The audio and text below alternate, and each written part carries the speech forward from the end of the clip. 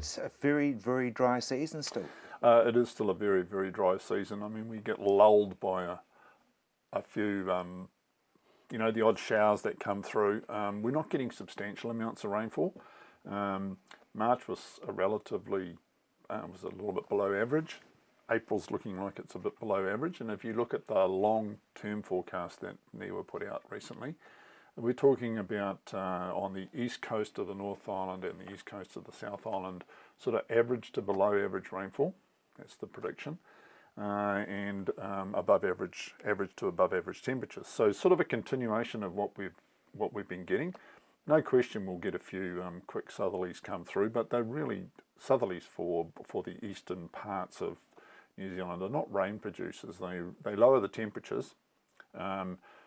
At this time of the year, perhaps raise the risk of frost, and we generally do not get substantial rainfalls out of that. And when I mean a substantial rainfall at this time of the year, you know, anything over about 25 millimetres is what we need to really put the kibosh on irrigation. I mean, we are still having to irrigate in some places at the moment, and we're into April, and well into April, and we are into the, you know, we're just about we're pushing towards nearly halfway through April.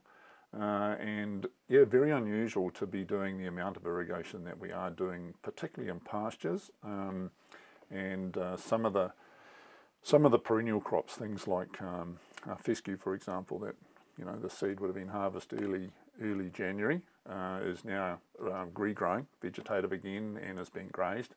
And because it has a lower threshold temperature for growing, we're cranking through some water. I mean, when you get the likes of the weather that was experienced over the last sort of like 5 to 10 days, where we get some 20-25 degree days, even though they're not long, your water use does climb up on those days. We're up around 3 millimetres, maybe 3.5 millimetres a day on those days. So over a period of time, we suddenly start to use up the available water, readily available water in those profiles. How long is it going to be before it's too cold to bother? Well, right now our soil temperatures are sitting somewhere between about 13 and 15 degrees at 9 AM in the morning, which is that key temperature time to take your measurements.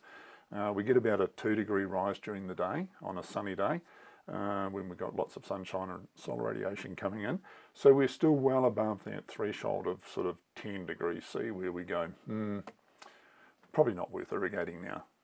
Particularly if you are climbing to that 10 degrees and not at that 10 degrees in the mornings. And for particularly things like ryegrasses, almost all the ryegrasses and the likes of fescues and prairie grass and those sorts of things, we're in the optimum temperature range. You know, they like to grow at their best somewhere between about 10 or 12, about 12 degrees and 18 degrees C. So perfect growing conditions for them. So Central Otago, they're talking about cold temperatures there. Is that going to bring it to a screaming halt? Yeah, Central Otago has had a dust of snow on the likes of the Rock Pillars, the higher mountains, out of the southerly that's just come through. There's a number of grape growers down there that have yet to start picking. Yet to start picking. Some of them are not going to pick for about another week to 10 days. Start picking for another week to 10 days. Some in fact, a couple that we work for down there are not anticipating getting going until about Anzac weekend. So they would not want a frost, although it is predicted in the next couple of days to get down to -2. So that's frost fighting material, and we wouldn't want too much canopy damage. Otherwise we can't keep that photosynthesis process going and therefore ripen the grapes.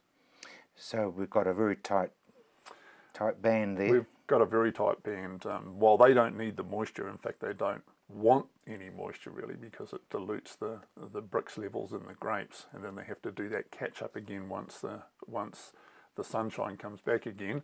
They worst of all don't want a frost at this time of the year.